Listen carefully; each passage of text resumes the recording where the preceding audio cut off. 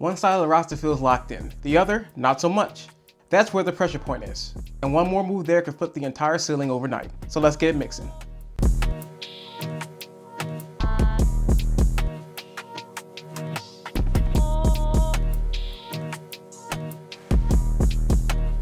What's up, Mafia? So let's just start with the noise. Because the AJ Brown speculation has been everywhere for a while now. And it's been the usual, the speculation, the social spins, and reaction spins from the big media heads. And then an Eagle source goes on 97.5, The Fanatic, and makes it clear that the team wants AJ back in 2026.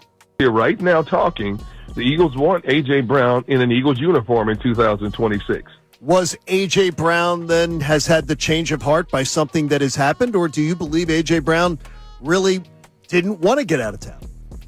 I believe he never really wanted to get out of town. And I've said this before, keeping AJ Brown keeps your identity intact. He's your physical X factor. He wins his one-on-ones, demands double teams, and when a safety slides his way, the rest of the field just opens up. His effect on the field cannot be ignored. You don't move on from a player like AJ Brown unless you're doing a complete offensive reset. So that shuts down all the rumor talk immediately. Finally! Now let's flip to the defensive side of the ball.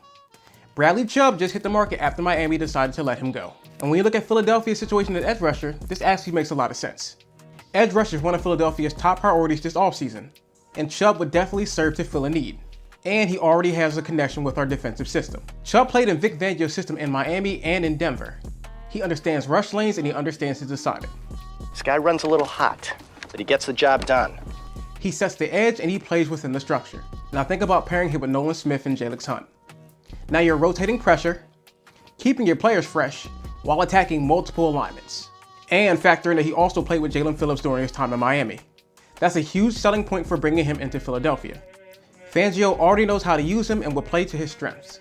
The downside to this deal would have to be the injury speculation. When healthy, Chubb is a serviceable defensive edge. But he does have knee issues that have cost him some games. But if the deal is structured right, if it's incentive-based and short-term, now you're talking about a smart risk at a premium price. I like that. I'll say offer him the same role that we gave Ladarius Smith and Brandon Graham. We wouldn't expect him to play every snap, but when we do put him in, we do demand that he makes a difference.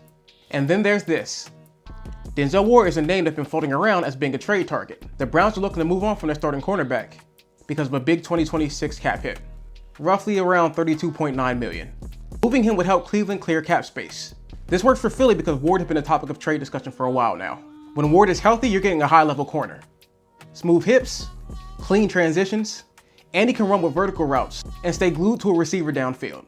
That fits Fangio's zone match structure perfectly because he can handle receivers in isolation. Line them up opposite of Cooper DeJean in sub packages, and now you can hide things. You can roll the safeties late and make quarterbacks reconsider their progressions. Pressure and coverage working together. That's the formula that you'd get. Now the downside is similar to Chubb. His durability is a concern. He's missed some times and concussions are a part of his history. That's not something that you can just disregard. But if the price stays reasonable and his contract gets reconstructed, now you're talking about a move that actually raises the ceiling of our defense. I'll make that deal.